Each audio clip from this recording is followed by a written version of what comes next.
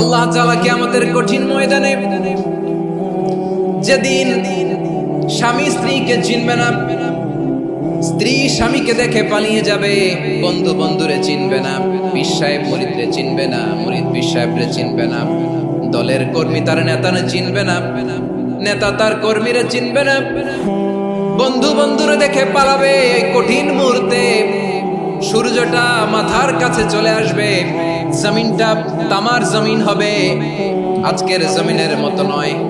মানুষ ঘর্মাক্ত, ক্লান্ত, শ্রান্ত মাথার মগজগুলো কানের ছিদ্র আর নাকের ছিদ্র দিয়ে বেয়ে বেয়ে পড়বে। বিশ্বনবী ফরমান, কিয়ামতের ওই কঠিন ময়দানে 7 শ্রেণীর ব্যক্তিকে রব্বুল আলামিন তার আরশের নিচে ছায়া দিবেন।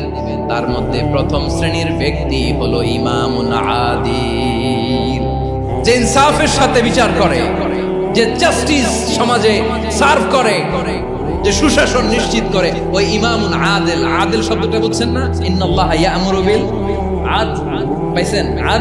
আদিল। 7 শ্রেণীর ব্যক্তিকে আল্লাহ তাআলা সুশীতল আরশের নিচে ছায়া দিবেন, যেদিন তার দেয়া ছায়া ছাড়া কোনো ছায়া থাকবে না। এর প্রথম হচ্ছে ইমামুন আদিল, ন্যায়পরায়ণ শাসক। চিল্লায় বলেন সুবহানাল্লাহ। আবার বিশ্বনবী বললেন, ইন্নাল মুকসিতিনা ইনদাল্লাহি আলা মানাবিরা মিন নূর আন ইয়ামিনির রহমান। কিয়ামতের দিন যারা ন্যায়পরায়ণ হিসেবে আল্লাহর সামনে দাঁড়াবে, কিয়ামতের দিন রব্বুল আলামিন তার আরশের ডান দিকে ওই ন্যায়পরায়ণ লোকদের জন্য আরশের ডান দিকে একটা নূরের মিম্বারে তাদেরকে বসার সুযোগ করে দিবে। আল্লাহর আরশের ডান দিকে ন্যায়পরায়ণ লোকদের জন্য আল্লাহ তাআলা নূরের মিম্বার বানাবে। চারটেখানে কথা মনে করেছেন? আল আদাল, জাস্টিস, ইন্নাল্লাহা ইয়া'মুরু বিল আদল। আল্লাহ তাআলা এই আদালতের নির্দেশনা দেন, সুবিচার, সুশাসন। প্রিয় ভাইরা, এটা আমরা বাংলাদেশে চাই কি চাই না? এই যে অরাজকতা, এই যে অন্যায়, এই যে জুলুম, এই যে ইনকনসিস্টেন্সি সমাজের অসঙ্গতির প্রধান কারণ জাস্টিস নাই, সুবিচার নাই, সুশাসন নাই। শেষবারের মতো আওয়াজ করে বলেন তো, আমরা বাংলাদেশে আদল চাই কি চাই না? তাহলে প্রথম নির্দেশনা শেষ। আল্লাহ তাআলা তোমাদেরকে আদলের আদেশ দেন। এরপরে আল্লাহ বললেন, আমি তোমাদেরকে ইহসানের আদেশ দেই। ইন্নাল্লাহা ইয়া'মুরু বিল আদলি ওয়াল ইহসান। আমি তোমাদেরকে যেমনি আদলের নির্দেশনা দেই, তেমনি ভাবে তোমাদেরকে ইহসানের নির্দেশনা দেই। ইহসান, আওয়াজ করে সবাই বলেন তো ইহসান। ইহসান মানে কারো প্রতি সফট হার্টেড হওয়া, মহানুভব হওয়া, অনুগ্রহ পরায়ণ হওয়া, অনুগ্রহশীল হওয়া, একে অপরের প্রতি দয়াদ্র হওয়া। একে অপরের প্রতি দয়াদ্র, অনুগ্রহশীল হওয়া ছাড়া মানবিক সমাজ কশিনকালেও গঠন করা সম্ভব না। প্রিয় ভাইরা, সুন্দর আচরণ দিয়ে, ইহসান দিয়ে যা জয় করা যায়, নরম আচরণ দিয়ে যেটা অর্জন করা যায়, কঠোরতা দিয়ে সেটা পারা যায় না। বিষ্ণু ঈসা ইসলাম ইহসান দিয়ে, কোমল আচরণ দিয়ে, তার অনুগ্রহ দিয়ে তিনি অনেক কাফিরের হৃদয়কে জয় করে ফেলেছেন। সাইয়েদনা সুমামা ইবনে উসাল রাদিয়াল্লাহু তাআলা আনহুর কথা মনে পড়ে যায়। তিনি ছিলেন ইয়ামামার বাদশা। মদিনাতে বিশ্বনবীকে হত্যা করার নিয়তে এসেছিলেন। গোপনে গোপনে বিশ্বনবীকে হত্যা করে আবার ইয়ামামাতে তিনি ফিরে যাবেন। কিন্তু কি অবাক করা কাণ্ড, হত্যা করতে পারে নাই, সাহাবাদের হাতে তিনি ধরা পড়ে গেলেন। সাইয়েদনা সুমামা ইবনে উসাল রাদিয়াল্লাহু তাআলা আনহু হত্যার নিয়তে আসলেন, কিন্তু হত্যা করতে পারলেন না। সাহাবারা ওনাকে ধরে ফেললেন, ধরে মসজিদে নববীর পিলারের মধ্যে বেঁধে রাখলেন। সুমামা ইবনে উসাল, সিরাত থেকে শোনাচ্ছি, রাদিয়াল্লাহু তাআলা আনহু ইয়ামামার অধিপতি ছিলেন। বিশ্বনবীকে হত্যার জন্য আসছেন, ধরা পড়ে গেছেন, এখন মসজিদে নববীতে বেঁধে রাখছেন। তার মানে বন্দী। এখন স্ট্যাটাস কি? বন্দী, ক্যাপ্টিভ। বিষ্ণু ঈসা ইসলাম সাহাবাদেরকে বললেন, তার খোঁজ খবর নিও, সুমামা ইবনে উসালের খোঁজ খবর নিও। সাহাবারা বলেন, ইয়া রাসূলুল্লাহ, আপনাকে হত্যা করতে এসেছে, তার তো কঠিন ক্যাপিটাল পানিশমেন্ট হওয়া দরকার, কঠিন শাস্তি হওয়া দরকার। বিশ্বনবী বললেন, না, আমি যেটা জানি তোমরা সেটা জানো না, তোমরা সুমামার সাথে ভালো আচরণ করো। বিশ্বনবী সুমামার কাছে গেলেন। প্রথম দিন যে তিনি কালেমার দাওয়াত দিলেন, ইমানের দাওয়াত দিলেন, ইসলামের দাওয়াত দিলেন, রিসালাতের দাওয়াত দিলেন, আখিরাতের দাওয়াত দিলেন। পরের দিন যে বিশ্বনবী সালাতের দাওয়াত দিলেন, যাকাতের দাওয়াত দিলেন। ইসলাম কি, কিভাবে, কেমন করে পালন করতে হয় চমৎকার আর্টিকুলেট করতে শুরু করলেন। তন্ময় হয়ে সুমামা ইবনে উসাল রাদিয়াল্লাহু তাআলা আনহু বিশ্বনবীর কথাগুলো শুনতে আরম্ভ করলো। একদিন নয়, 2 দিন নয়, টানা 3 দিন বিশ্বনবী সুমামার কাছে ইসলামকে প্রেজেন্ট করেছেন, উপস্থাপন করেছেন। আওয়াজ করে বলেন, কয় দিন? 3 দিন। 3 দিন মসজিদে নববীতে বাধা। আর সাহাবীদেরকে বললেন, তার খোঁজ খবর নিও। তোমরা যে রুটি বানাও এর মধ্যে সবচেয়ে ভালো আটার রুটিটা তারে দিও, সবচেয়ে রিফাইন্ড খেজুর, যেটা পিওর খেজুর, এটা তারে দিও। আর বিশ্বনবী নিজের উট থেকে দুধ দহন করে ওনার বাড়ির এক কর্মচারীকে বলেছেন, দুধ দহন করে সুমামার জন্য নিয়েছে। সুবহানাল্লাহ পড়বেন না? সবাই তো অবাক, ইয়ামামা থেকে আসছে নবীকে হত্যা করতে, বিশ্বনবী দেখে তারে জামাই আদর করে। একদিন নয়, 2 দিন নয়, টানা 3 দিন বিশ্বনবী এভাবে সুমামার কাছে যেয়ে যেয়ে ইসলামকে প্রেজেন্ট করতে আরম্ভ করলেন, ইসলামকে উপস্থাপন করতে শুরু করলেন। আর তাকে চমৎকার এন্টারটেইনমেন্ট, আপ্যায়ন দিতে আরম্ভ করলেন। টানা 3 দিন যখন ইসলামের দ্য বিউটিজ অফ ইসলাম, ইসলামের সুমহান বাণী, সৌন্দর্য তার কাছে উপস্থাপন শেষ, তাকে আপ্যায়ন শেষ, বিশ্বনবী বললেন সাহাবাদেরকে, যাও এবার সুমামার হাতের পায়ের রশি দুটো খুলে দাও।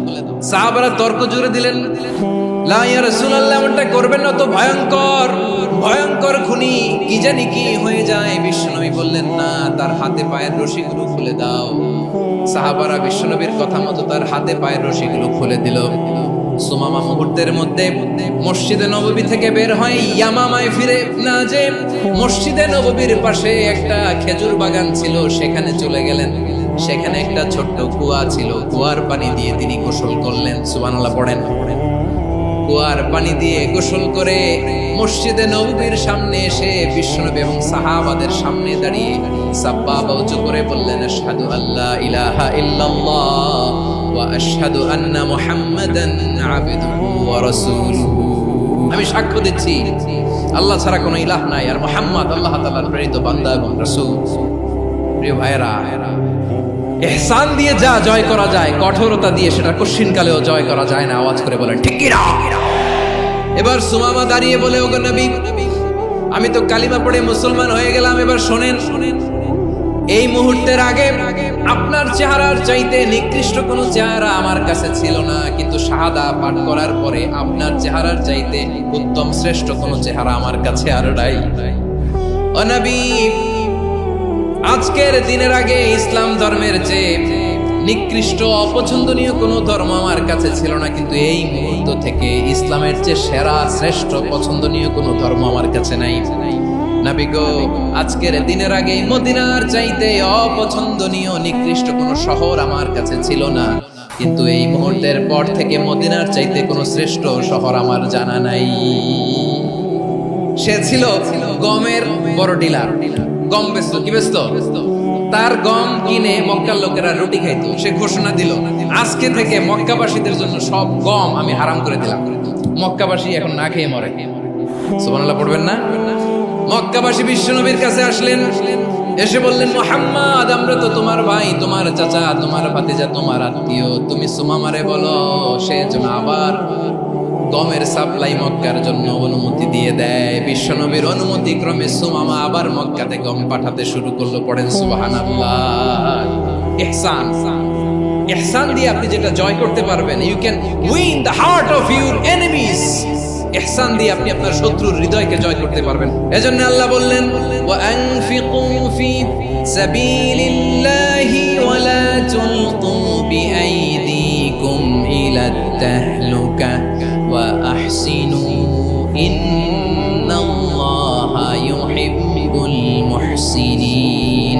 তোমরা আল্লাহর রাস্তায় দান করবে আর নিজেরা নিজেদেরকে ধ্বংসের হাতে ঠেলে দিও না। তোমরা একে অপরের প্রতি ইহসান করবে, কারণ ইহসানকারীদেরকে আল্লাহ বড় ভালোবাসে।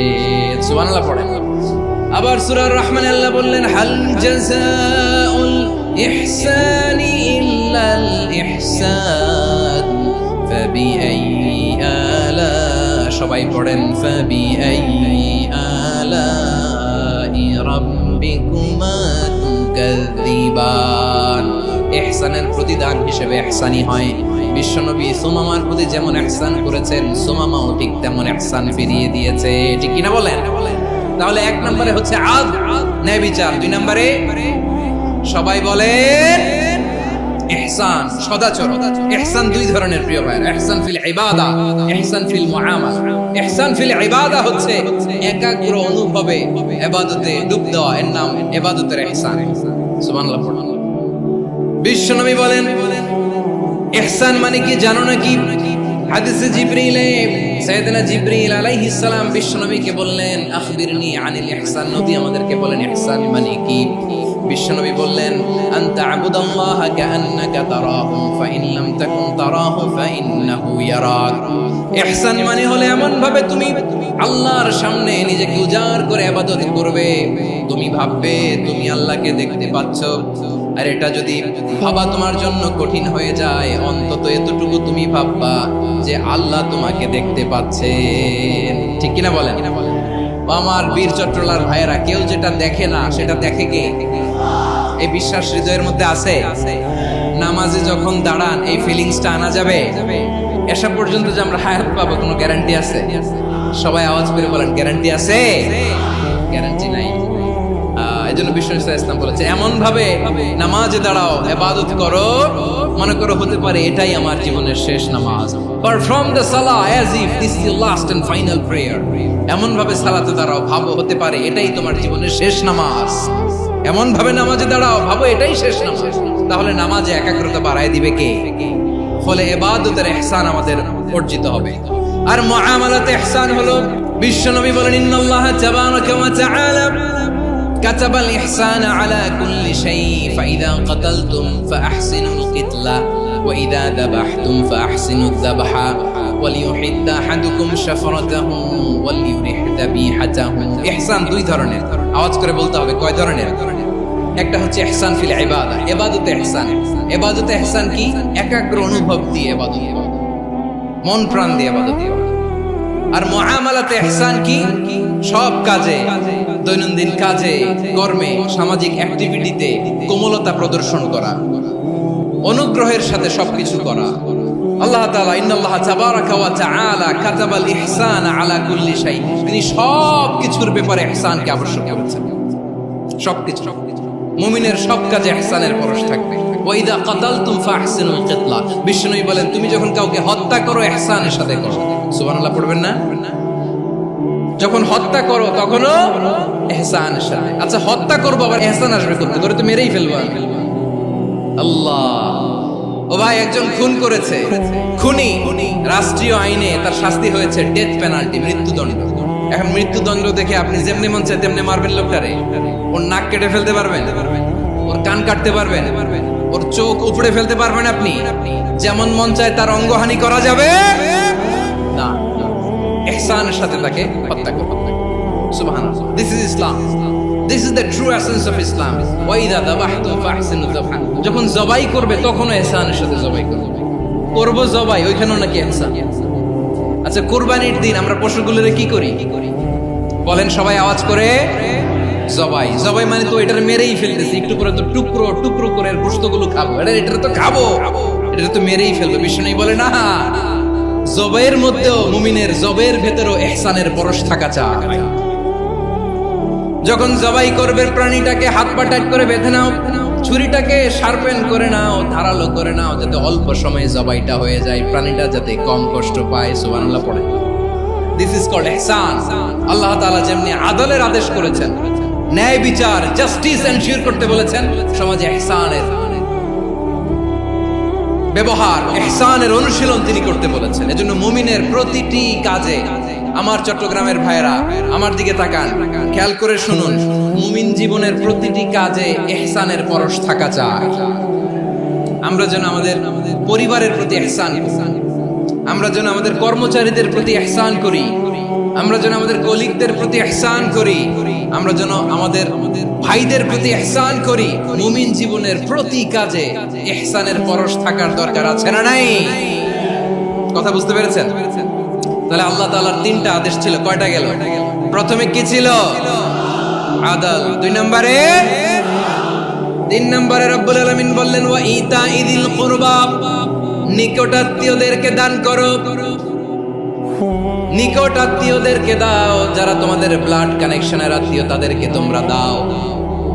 এখানে জেনারেলি বললেন দাও, কি দিব সেটা তিনি এখানে বলেন নাই, সেটা তিনি সূরাতুল ইসরার মধ্যে বলেছেন। আল্লাহ বলেন ওয়াতিদাল কুরবা হাক্কাহ, নিকট আত্মীয়দেরকে তাদের অধিকার, তাদের প্রাপ্য তোমরা বুঝিয়ে দাও। দেখেন, একটা শান্তির সমাজ, একটা সমৃদ্ধ সমাজ, একটা মানবিক সমাজ গঠনের জন্য আল্লাহ তাআলা বেশি না মাত্র তিনটা অর্ডার, তিনটা ভার্ডিক্ট তিনি জারি করেছেন। এক নাম্বার সুশাসন, ন্যায় বিচার। দুই নাম্বার ইহসান। তিন নাম্বার নিকটাত্মীয়, যারা কাছে তোমার ভেরি ক্লোজ রিলেশনশিপে আছে তাদেরকে দাও। দাও, দিলে বাড়িয়ে দেয় কে? অনেকে দিতে চায় না, কৃপণতা করে। দিলে বাড়ায় দেয় কে? ওমিয়া মদিনার মধ্যে সবচাইতে গরিব সাহাবী ছিল বেলাল রাদিয়াল্লাহু তাআলা আনহু। ওনার এন্টায়ার অ্যাসেট, সম্পদের পরিমাণ কতদূর জানেন? একটা লুঙ্গি। বেলাল রাদিয়াল্লাহু তাআলা আনহু, ওনার টোটাল ওয়েলথের এস্টিমেশন হচ্ছে মাত্র একটা লুঙ্গি। একটা লুঙ্গি, টোটাল ওয়েলথ এস্টিমেশন, টোটাল সম্পদের পরিমাণ বেলাল রাদিয়াল্লাহু তাআলা আনহুর কি ছিল? ওই বেলাল রাদিয়াল্লাহু তাআলা আনহুকে বিষ্ণু ইসলাম বলেছেন, আনফিক ইয়া বেলাল, ও বেলাল তুমিও দাও। ওয়ালা তাখশা মিন যিল আরশি ইখলালা, আরশের অধিপতির তো কোনো ঘাটতি নাই, তুমি দিলে ওই আল্লাহ তোমারে বাড়ায়া দিবে। এজন্য আমার প্রিয় ভাইয়েরা, দিলে কমে না, দিলে বাড়ে। অনেকে ধরে রাখে, নতুন কিছু নিতে পারে না, হাত দিয়ে যেটা ধরে রেখেছেন এটা দিয়ে দেন, বড় একটা ধরার সুযোগ পাবেন। জোরে বলেন ঠিক কিনা? রাব্বুল আলামিন বললেন ৩ নাম্বার আদেশ হলো তোমাদের প্রতি সমাজটারে কেমন করে মানবিক সমাজ, সুন্দর সমাজ গড়বা।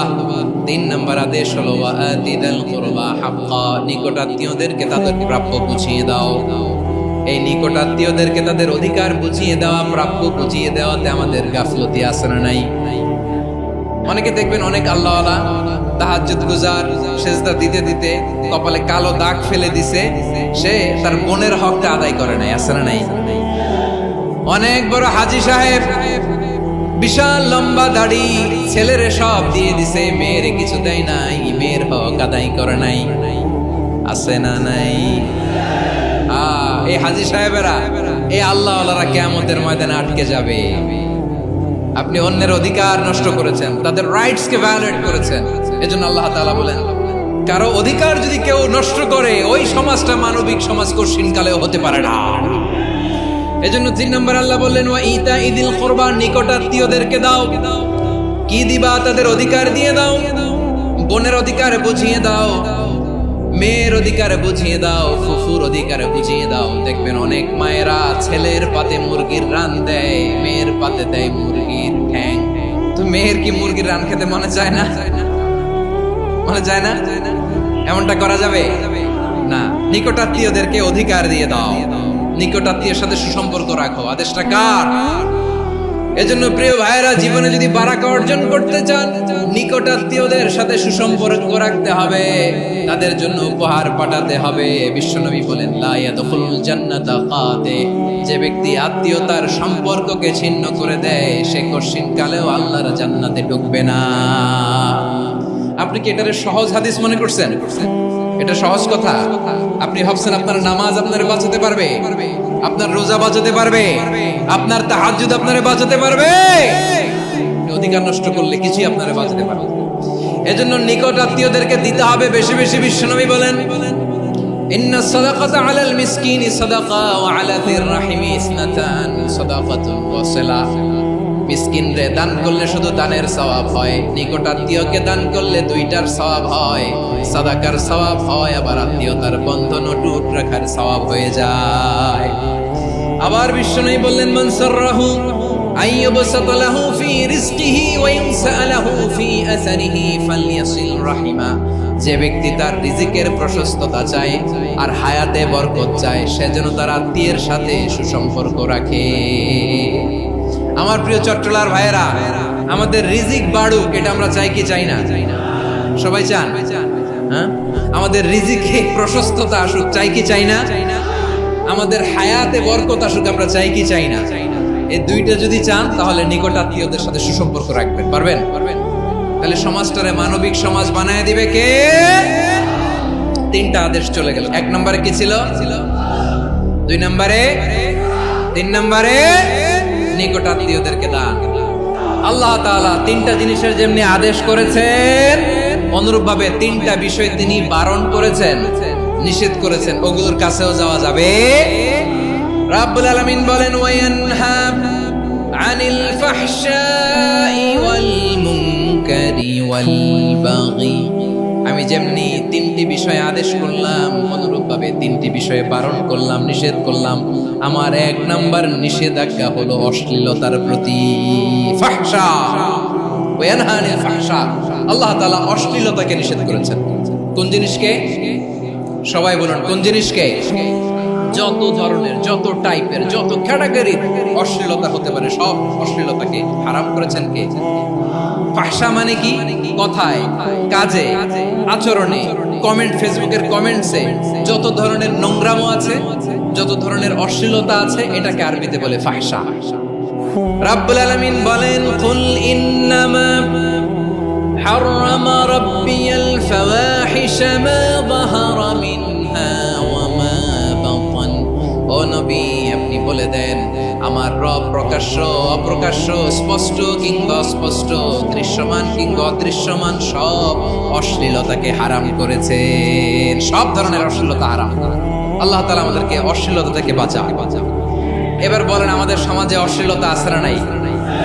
অশ্লীলতা নানা ভাবে, নানা নামে, নানা মোড়কে আমাদের সমাজে আছে না নাই? সংস্কৃতির নামে, ফ্যাশনের নামে, বিনোদনের নামে, উপন্যাসের নামে, কনসার্টের নামে অশ্লীলতা আছে না নাই? আপনি দেখেছেন কনসার্টগুলোর অবস্থা? আমাদের তরুণ তরুণীরা, আমাদের যুবক যুবতীরা, আমাদের জেনজিরা, কি অবস্থা ওইখানে? কনসার্টের নামে অশ্লীলতা আছে না নাই? ছেলে মেয়ে একে অপরকে জড়ায় ধরতেছে, একে অপরকে চুমু খাচ্ছে প্রকাশ্যে, দিবালোকে, গণমানুষের সামনে। আল্লাহ তাআলা এই অশ্লীলতা থেকে আমাদেরকে বেঁচে থাকতে বলেছেন। রূপালী জগতের নামে অশ্লীলতা আছে না নাই? এই টার্মটা আপনারা জানেন না? রূপালী জগৎ কি জগৎ? আসলে কি রূপালী জগৎ না অন্ধকার জগৎ? আমার বোনেরা, আপনাদেরকে যে কি বলে তারা বুঝায়, রূপালী জগৎ শুনেই আপনি ভরকে যাবেন না। রূপালী জগতে যে নারী যত বেশি উলঙ্গ, সে নাকি তত বেশি সাহসী। জানেন? বলে এটা একটা সাহসী নারী, খুব সাহসী পদক্ষেপ তার। যত বেশি শরীর থেকে কাপড় নামাতে পারবে, যত বেশি বস্ত্রহীন হয়ে নিজেকে প্রেজেন্ট করতে পারবে, সে নাকি তত বেশি সাহসী। আমার চট্টলার ভাইয়েরা, শয়তানের প্রথমে এজেন্ডা ছিল বনি আদমকে বস্ত্রহীন করা। সে আদম এবং হাওয়া আলাইহিস সালামকে নিষিদ্ধ গাছের ফল খাইয়ে তাদেরকে বস্ত্রহীন করেছে।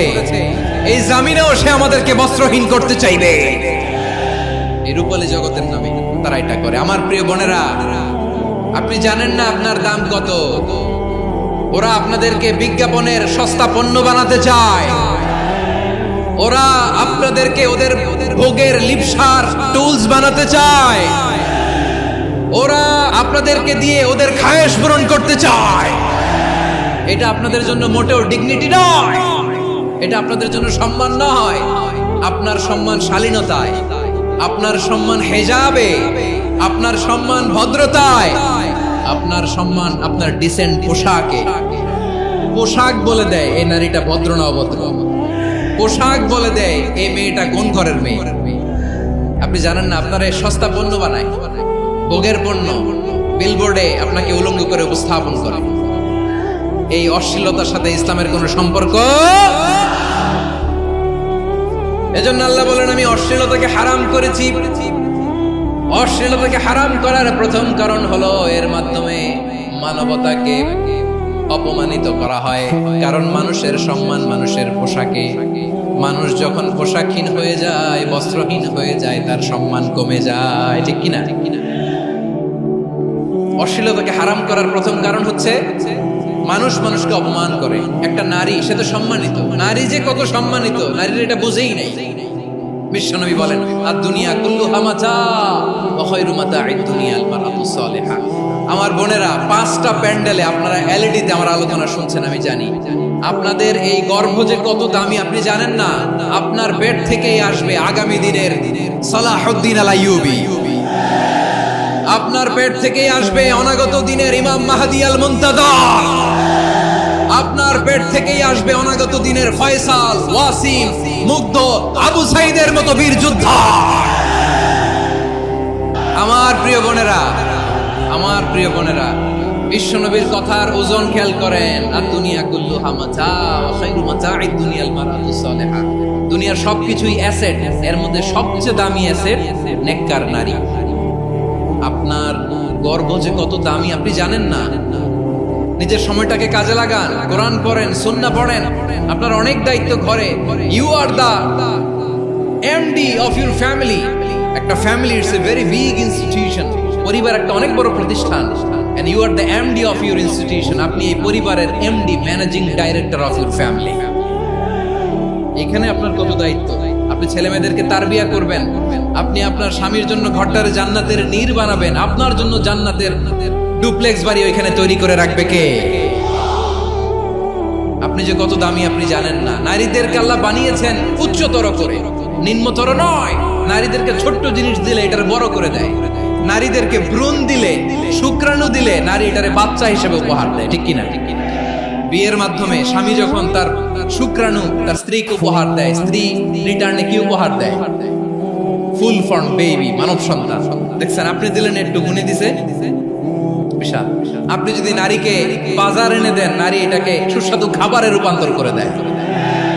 আপনি তাকে একটা মুচকি হাসি দিয়ে দেন, সে তার কলিজা দিয়ে দেয়। কিন্তু যদি আপনি তার মনে কষ্ট দেন, সে আপনার জীবনকে জাহান্নাম বানায়া দেয়। নারীর মন বুঝতে পারলে নেয়ামত, বুঝতে না পারলে কিয়ামত। আমার প্রিয় বোনেরা, আপনি যে কত দামি আপনি জানেন না। অনেক দামি আপনি। আপনাদেরকে যেন ভোগের সস্তা পণ্য বানাতে না পারে, আপনাদেরকে সচেতন থাকতে হবে। তাহলে কেন আল্লাহ তাআলা এই ফাহশা, অশ্লীলতাকে হারাম করলেন? 1 নাম্বার, এতে হিউম্যান ডিগনিটি কমে। 2 নাম্বার, এতে মানুষের অধিকার নষ্ট হয়। আপনি বিয়ে করেছেন, এরে পরকিয়া করেন, ওর সাথে এরকম আছে না নাই? স্ত্রীর অধিকার নষ্ট করেছেন। আপনি বিবাহ সম্পর্কে আবদ্ধ হয়েছেন তার সাথে, আপনি পরকিয়া করেন ওই ছেলের সাথে, আপনি আপনার হাজবেন্ডের সাথে বিট্রে করেছেন। এজন্য আল্লাহ অশ্লীলতাকে হারাম করেছেন। অশ্লীলতাকে হারাম করার আরেকটা কারণ হচ্ছে আল্লাহ তাআলা এই হিউম্যান জেনারেশনকে, এটাকে প্রিজার্ভ করতে চায়। হিফজুন নাসল, এটা মাকাসিদুশ শরিয়ার অনেক গুরুত্বপূর্ণ একটা মাকাসিদ, অনেক গুরুত্বপূর্ণ। আপনার নাসল, আপনার জেনারেশনকে সংরক্ষণ করা। এই যে আসতেছে ফেব্রুয়ারি, কত ফেব্রুয়ারি যেন? এটা কি বিশ্ব ভালোবাসা দিবস? হ্যাঁ, কি দিবস? এই বিশ্ব ভালোবাসা দিবসের সাথে মুসলমানদের কোনো সম্পর্ক নাই। আমার প্রিয় ভাইরা, এই যে আপনি অবৈধ সম্পর্কে জড়ালেন, কেন আল্লাহ অশ্লীলতাকে হারাম করেছে দেখেন। বলতেছিলাম যে এটা আপনার নাসাল, আপনার জেনারেশন, আপনার লিনিয়েজ, আপনার বংশকে প্রিজার্ভ করা। কে কার বাবা, কে কার মা, বাবা মা জানা, প্রজন্মকে প্রিজার্ভ করা, এটা ইসলাম ওয়াজিব করে দিয়েছে। এই যে অবৈধ সম্পর্কের কারণে, বিশ্ব বেহায়া দিবসের কারণে, এগুলোর আউটকাম, আউটপুট হিসেবে মাঝে মাঝে এই ঢাকা মেডিকেলের ডাস্টবিনে নবজাতকের বাচ্চার কান্নার আওয়াজ শুনতে পাওয়া যায়। চট্টগ্রাম মেডিকেলের ডাস্টবিনে নবজাতকের কান্না শুনতে পাওয়া যায়। বীর চট্টলার মুসলমানেরা বুঝতে পারলে আওয়াজ করে বলেন, এই যে চট্টগ্রাম মেডিকেলে যে নবজাতকটা পাওয়া গেল, ওর বাবাকে আমাকে বলেন, ওর মাকে, ও কোন ফ্যামিলির সন্তান কেউ জানে? আপনি হিউম্যান ডিগনিটিকে অপমান করেছেন না? আপনি তার ভবিষ্যৎকে অন্ধকার করেছেন না? আপনি তার লিনিয়েজকে প্রশ্নবিদ্ধ করে দিয়েছেন না? এই জন্য আল্লাহ তাআলা অশ্লীলতাকে আমাদের জন্য হারাম করে দিয়েছেন। সুবহানাল্লাহ। এই জন্য রাব্বুল আলামিন বলেন, কুল ইন্নামা হারামা রাব্বিয়াল ফাওয়াহিশা মা যাহারা মিনহা ওয়া মা বাতান। প্রকাশ্য অপ্রকাশ্য সব অশ্লীলতাকে হারাম ঘোষণা করে দিয়েছে কে? আবার দুনিয়ার বুকে যারা অশ্লীলতার প্রসার করে তাদের জন্য শাস্তি মজুদ রেখেছে কে? রাব্বুল আলামিন বলেন, ইন্নাল্লাযীনা ইউহিব্বুনা আন তাশিআল ফাহিশাতু ফিল্লাযীনা আমানু লাহুম আযাবুন আলীমুন ফিদ দুনিয়া ওয়াল আখিরাতি ওয়াল্লাহু ইয়ালামু ওয়া আনতুম লা তা'লামুন। নিশ্চয়ই যারা বিশ্বাসীদের মাঝে অশ্লীলতার প্রচার প্রসার করতে চায় তাদের জন্য আমি মর্মন্তুদ শাস্তি প্রস্তুত করে রেখেছি, দুনিয়াতেও রেখেছি, আখিরাতেও রেখেছি। ঘোষণাটা কার? যারা এই নাটকের নামে, সিনেমার নামে, রূপালী জগতের নামে, মুভির নামে, ওটিটি প্ল্যাটফর্মের নামে আমার সমাজে অশ্লীলতা ছড়াতে চায় তাদের জন্য কঠিন মর্মন্তুদ শাস্তি মজুদ রেখে দিয়েছে কে? ও আমার বোনেরা, এখনো আপনি জাগবেন না? এখনো আপনার চিন্তার দুয়ারে এখনো নাড়া পড়ে নাই? ওরা আপনাকে উলঙ্গ বানাতে চায়, ওরা আপনাকে আইটেম গার্ল বানাতে চায়। এজন্য ইসলাম অশ্লীলতাকে হারাম করেছে। হারাম। ইসলাম বলেছে যুজন যুজন দূরে থাকো, ওরা বলে না কাছে আসো, কাছে আসার গল্প, ক্লোজ আপ ওয়ান, কাছে আসার গল্প আছে না নাই? তাহলে অশ্লীলতার সাথে আমাদের কোনো সম্পর্ক? সবাই বলতে পারেননি, আওয়াজ করে বলুন, অশ্লীলতার সাথে আমাদের কোনো সম্পর্ক? আমরা এই সমস্ত ক্লোজ আপ ওয়ান, কাছে আসার গল্পের প্রোগ্রামে যাব? আমরা কোন ধরনের অশ্লীল কন্টেন্ট সোশ্যাল মিডিয়ায়, টিভিতে দেখব? কি যুগ যে আমরা কাটাচ্ছি আপনি কল্পনা করতে পারবেন না। পর্ন ইন্ডাস্ট্রি, নারী পুরুষের বস্ত্রহীন যুগল দৃশ্য, এটাকে দিয়ে ওরা কোটি ডলারের ইন্ডাস্ট্রি বানিয়েছে। পুরো মানব ইতিহাসে এরকম জঘন্য সময় মানব ইতিহাস পার করে না। পর্ন এটা ইন্ডাস্ট্রি হয়ে গেছে। আমাদের এই যুবকগুলো, জেনজিগুলো, ওদের চরিত্র বাঁচাবে কি করে? কেমন করে হেফাজত করবে ওদের এই মূল্যবান চরিত্র? আমার প্রিয় ভাইরা, এই অশ্লীলতার দ্য লেটেস্ট ভার্সন হচ্ছে LGBTQ, শরীফ থেকে শরীফা। শুনছেন আপনারা? দেখতে পুরুষ, আসলেই পুরুষ, সুস্থ একজন পুরুষ, 4 সন্তানের বাবা, বলে আমি মনে মনে নারী। দেখতে নারী, সুস্থ নারী, আসলেই সে দিব্যি একজন নারী, বলে আমি মনে মনে পুরুষ। সবচেয়ে ভয়ঙ্কর অশ্লীলতার সবচাইতে লেটেস্ট ভার্সন হচ্ছে এই ট্রান্সজেন্ডারিজম। সুস্থ পুরুষ তার বায়োলজিক্যাল গ্রোথকে হরমোন দিয়ে স্টপ করে দিয়ে সে সার্জারি করে নারী হতে চায়, সুস্থ নারী পুরুষ হতে চায়। পুরুষ পুরুষের প্রতি সেক্সুয়ালি আকর্ষণ বোধ করে, এটা লূত আলাইহিস সালামের কওমের মধ্যে ছিল। এটাকেও আল্লাহ কোরআনে ফাহিশা বলেছে।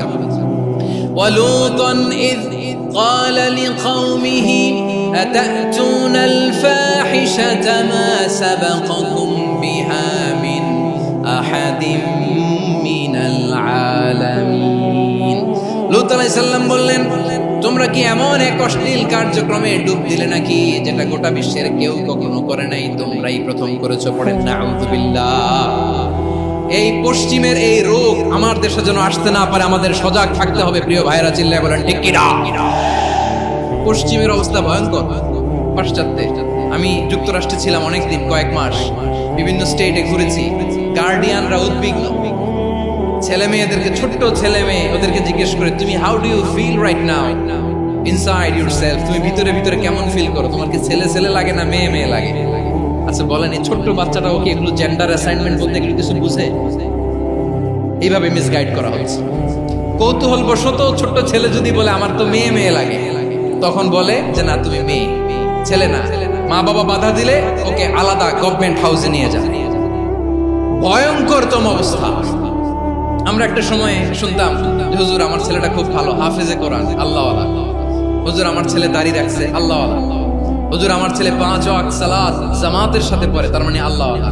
পশ্চিমে যে আমি কি শুনছি জানেন? ওরা বলে হুজুর আমার ছেলেটা ইউনিভার্সিটির একটা মেয়ের সাথে প্রেম করে, ও খুব আল্লাহওয়ালা, হুজুর দোয়া করবেন। এর কারণ ওদের কাছে আল্লাহওয়ালার ক্রাইটেরিয়া হচ্ছে হুজুর আমার ছেলেটা আরেক ছেলের পছন্দ করে নাই, আমার মেয়েটা আরেক মেয়েকে ভালোবাসে নাই, এজন্য আমার ছেলেটা আল্লাহওয়ালা, হুজুর ওর জন্য একটু দোয়া করে দিয়ে।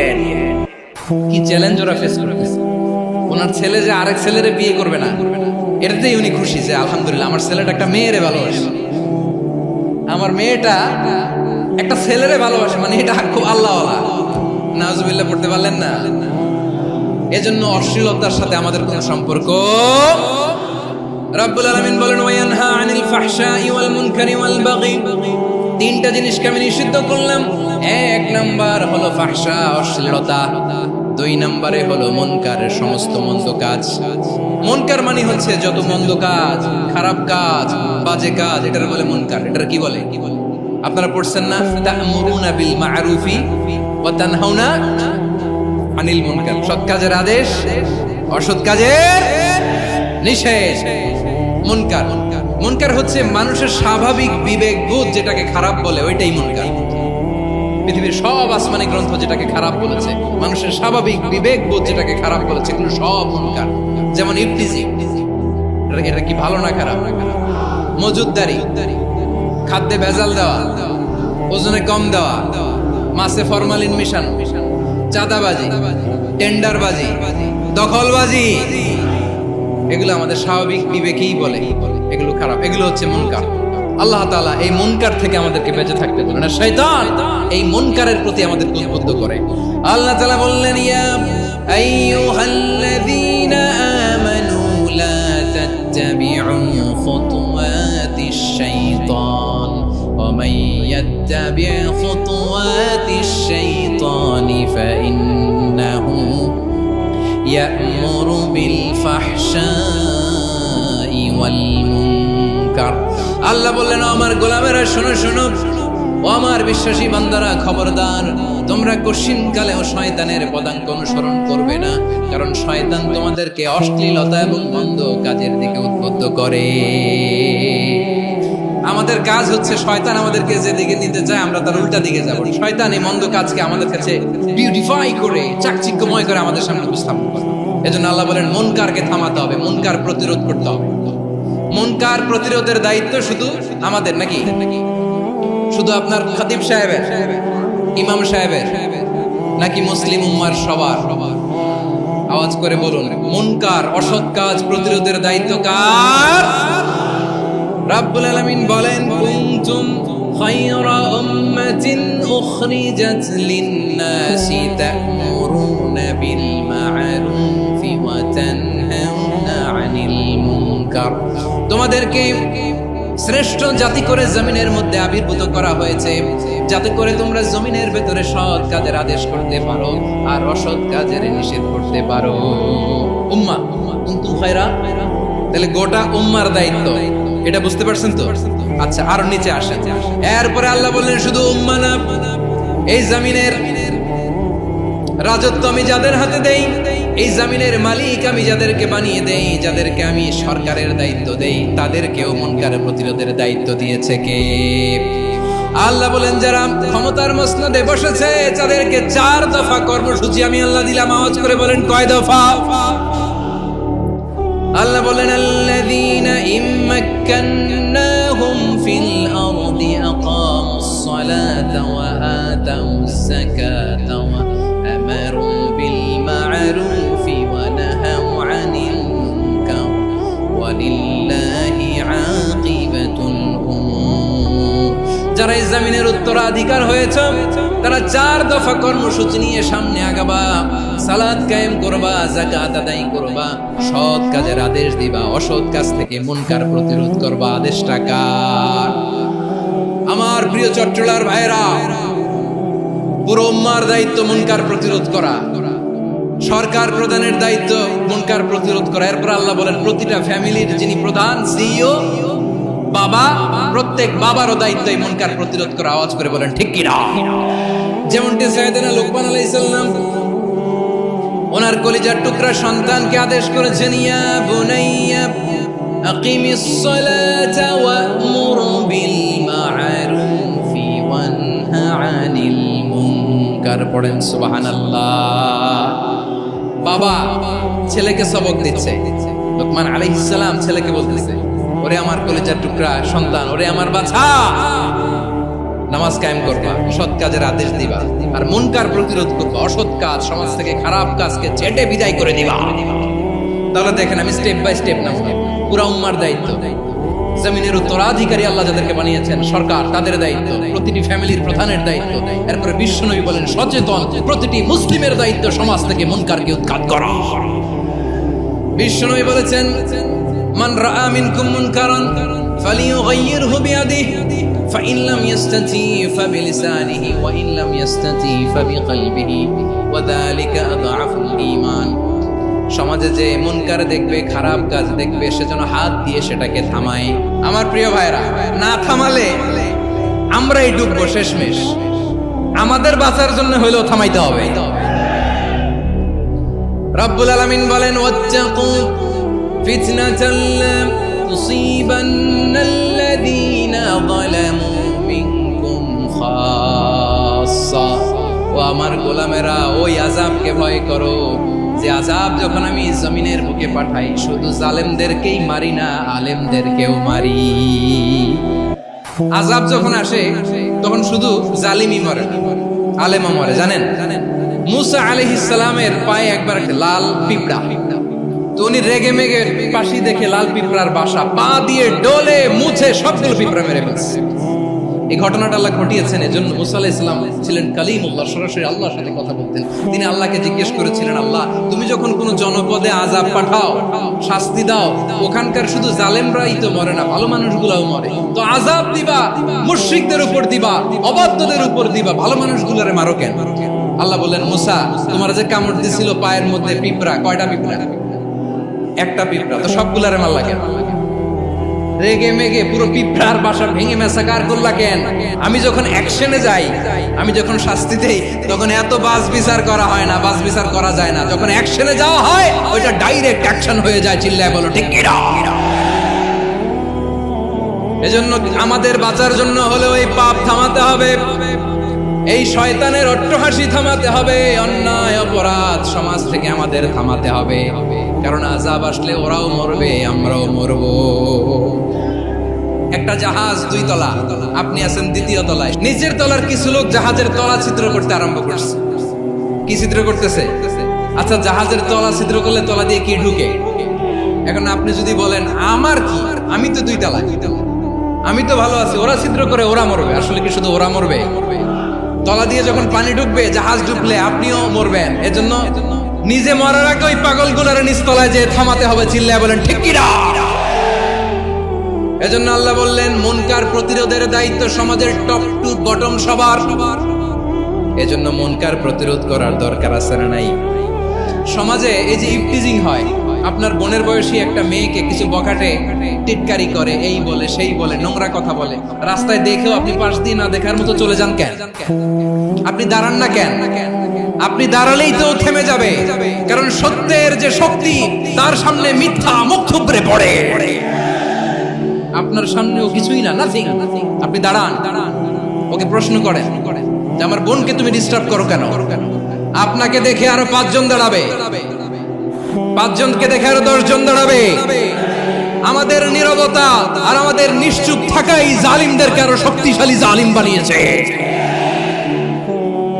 এজন্য মুনকার প্রতিরোধের দায়িত্ব আমাদের সবার।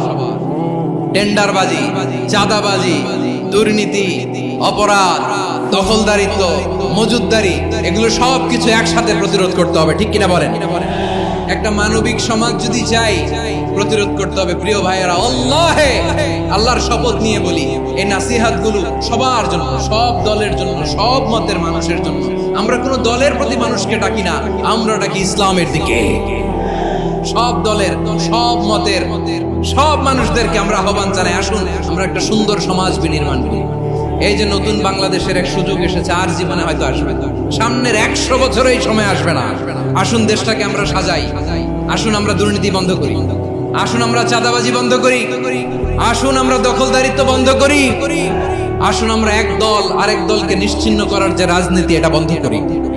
সব দলের প্রতি আমার আহ্বান, আমরা চাঁদাবাজ মুক্ত বাংলাদেশ চাই, জুলুম মুক্ত বাংলাদেশ চাই, ফ্যাসিজম মুক্ত বাংলাদেশ চাই, গুণ খুন খারাপি মুক্ত বাংলাদেশ চাই।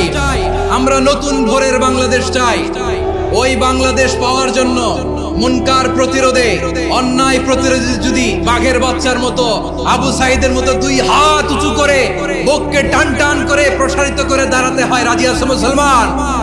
রাব্বুল আলামিন বলেন ওয়ায়ানহা আনিল ফাহশাই ওয়াল মুনকারি ওয়াল বাগি ইয়াইদুকুম লাআল্লাকুম তাযাক্কারুন। আল্লাহ বললেন আমি অশ্লীলতাকে নিষেধ করি, আমি সব ধরনের মন্দ কাজকে নিষিদ্ধ করি, সব শেষে আমি সীমা লঙ্ঘনকে তোমাদের জন্য নিষিদ্ধ করি। নিষিদ্ধ করেছেন কয়টা জিনিস? 1 নম্বরে অশ্লীলতা, 2 নম্বরে মুনকার তথা সব মন্দ কাজ, 3 নম্বরে আল বাগি সীমা লঙ্ঘন, ক্রসিং দ্য লিমিট। সীমা লঙ্ঘন করা ভালো না। We all should know our limits. চিল্লায় বলেন ঠিক কিনা? একই আয়াতে আল্লাহ বললেন কুল ইন্নামা হাররামা রাব্বিয়াল ফাওয়াহিশা মা যাহারা মিনহা ওয়া মা বাতানা ওয়াল ইসমা ওয়াল বাগিয়া বিগাইরিল হক। অন্যায় ভাবে যে অবাধ্য হয়, যে সীমা লঙ্ঘন করে, তাদেরকেও আমি এটা হারাম করে দিলাম। সীমা লঙ্ঘন করা হারাম। আল্লাহ বারবার বারবার আমাদেরকে ওয়ার্নিং দেয়। যখন আমরা থামি না তখন আল্লাহ ধরে, আর যখন ধরে তখন ছাড়ে না। ধরে ধরে ধরে না, ধরলে আল্লাহ ফেরাউনকে কিন্তু হুট করে ধরে নাই। আপনারা জানেন 9 বার ওয়ার্নিং দিয়েছে ফেরাউনকে। আল্লাহ তাআলা ওয়ার্নিং দিয়েছিল কয়বার? রাব্বুল আলামিন বলেন ওয়ালাকাদ আতাইনা মূসা 9 আয়াতিন বাইয়িনাত। 9টা মুআজিজা দেখিয়েছি। 1 2 3 বারবার এইভাবে রিমাইন্ডার, ওইভাবে রিমাইন্ডার, এইভাবে নসিহত, ওইভাবে দাওয়া। ফাকুলা লাহু কাওলান লাইকিনা, নরম করে বলো, সফট করে বলো, যত ওয়ে হতে পারে দাওয়া মেথডোলজি। মুসা আলাইহিস সালামের সব অ্যাপ্লাই শেষ। 10ম বারে যে আল্লাহ ধরছে, 10ম বারে যে ধরেছে। এজন্য আল্লাহ বলেন আমি সীমা লঙ্ঘনকে পছন্দ করি না। কোরআনের অন্য আয়াতে বাগীকে বলা হয়েছে আল ইতিদা। সীমা লঙ্ঘন যারা করে তাদেরকে আল্লাহ বলেছেন মুতাদিন। ওয়াকাতিলু ফি সাবিলিল্লাহিল্লাযীনা ইউকাতিলুনাকুম ওয়া লা তা'তাদু ইন্নাল্লাহা লা ইউহিব্বুল মুতাদিন। আমি সীমা লঙ্ঘনকারীদেরকে এখন শীতকালেও পছন্দ করি না। আমরা যেন সীমা লঙ্ঘন না করি। রাজি আছেন তো? যে কোনো ক্ষেত্রে ইবাদতে যেন সীমা লঙ্ঘন না করি। অনেকে আমরা ইবাদতে সীমা লঙ্ঘন করে ফেলি। বিশ্বনবী সাল্লাল্লাহু আলাইহি ওয়াসাল্লাম যেটা শিখিয়েছেন এর বাইরে যে অতিরিক্ত বুজুর্গ হতে চায়, এরকম আছে না নাই? কোন ক্ষেত্রেই সীমা লঙ্ঘন করা যাবে, এমনকি যুদ্ধ ক্ষেত্রেও না। বিশ্বনবী সাল্লাল্লাহু আলাইহি ওয়াসাল্লাম বলেন খবরদার যুদ্ধ ক্ষেত্রেও সীমা লঙ্ঘন করো না। কি সুন্দর ইসলাম আমরা পেয়েছি। বিশ্বনবী বলেন খবরদার যুদ্ধের ময়দানে কোনো নারীর গায়ে হাত তোলো না, কোনো শিশুর গায়ে হাত তোলো না, কোনো গবাদি পশু হত্যা করো না, কোনো শস্য ক্ষেত্র ধ্বংস করো না, ইবাদতরত অন্য ধর্মের কোনো সন্ন্যাসীর গায়ে হাত তোলো না। বলেন সুবহানাল্লাহ। তাহলে আমরা সীমা লঙ্ঘন করতে পারবো। প্রিয় ভাইরা, একটা সুখী, সমৃদ্ধ, শান্তির সমাজ, মানবিক সমাজ যদি আমরা গঠন করতে চাই, আমাদের আল্লাহর দেয়া কয়টা আদেশ মানতে হবে বলেন দেখি? আর বেঁচে থাকতে হবে কয়টা জিনিস থেকে? আল্লাহর আদেশ কি? 1 নাম্বার আদাল, ন্যায়পরায়ণতা। আমরা সুবিচার, সুশাসন, ন্যায় বিচার চাই কি চাই না? 2 নম্বরে কি ছিল? মাশাআল্লাহ, আমরা যেন সবার প্রতি দয়া পরবশ হই, ইহসান করি। 3 নম্বরে কি ছিল? নিকটাত্মীয়দের দান করা, তাদের অধিকার প্রাপ্য বুঝিয়ে দেওয়া। পাশাপাশি 3টা জিনিস থেকে আল্লাহ বারণ করেছেন, নিষেধ করেছেন। তার প্রথমটা ফাহশা, অশ্লীলতা। অশ্লীলতার সাথে আমাদের কোনো সম্পর্ক। 2 নম্বর নিষেধাজ্ঞা কি ছিল? আল মুনকার, সমাজের যত মন্দ কাজ এগুলোকে আমরা প্রতিরোধ করব। রাজি আছেন তো সবাই? 3 নম্বরে আল বাগি, সীমালঙ্ঘন। কোন মুসলিম সীমালঙ্ঘন করে না। রাব্বুল আলামিন শেষে বললেন ইয়াইদুকুম লাআল্লাকুম তাযাক্কারুন। আল্লাহ তোমাদেরকে উপদেশ দেন যাতে তোমরা শিক্ষা গ্রহণ করো। আমরা উপদেশ দেব, আমরা জোর করে কাউরে কিছু মানাতে চাই না। লা ইকরাহা ফিদ্দিন ওয়া যাক্কির ফা ইন্না যিকরা তানফাউল মুমিনিন। উপদেশ দিলে এটা মুমিনদের কাজে দেয়। লাস্তা আলাইহিম বিমুসাইতির ইন্নামা আনতা মুযাক্কির। নবী হে, আপনি রিমাইন্ডার দাতা, আপনি উপদেশ দিবেন। আমরাও বিশ্বনবীর এই হাদিসগুলো থেকে, কোরআনের আয়াত থেকে রিমাইন্ডার, এই কথামালা বাণীবাহক হিসেবে এই বাণীগুলো আপনাদের সাথে কাছে পৌঁছে দিলাম। আমরা আল্লাহ তাআলার কাছে প্রার্থনা করি, আল্লাহ আমরা যেন আদল দিয়ে আমাদের সমাজকে গঠন করতে পারি। আল্লাহ আমরা যেন ইহসান করতে পারি, আমরা যেন নিকটাত্মীয়দের দান করতে পারি। আল্লাহ যত ধরনের অশ্লীলতা, অনাচার, মন্দ কাজ, সীমালঙ্ঘন, অবাধ্যতা থেকে যেন আমরা বেঁচে থাকতে পারি। আল্লাহ তাআলা আমাদের সবাইকে কথাগুলো বোঝার ও আমল করার তৌফিক দান করুক। হাযা মা ইনদি ওয়াল ইলমু ইনদাল্লাহ আলাইহি তাওয়াক্কালতু ওয়া ইলাইহি উনীব। সুবহানাকাল্লাহুম্মা বিহামদিকা আশহাদু আল্লা ইলাহা ইল্লা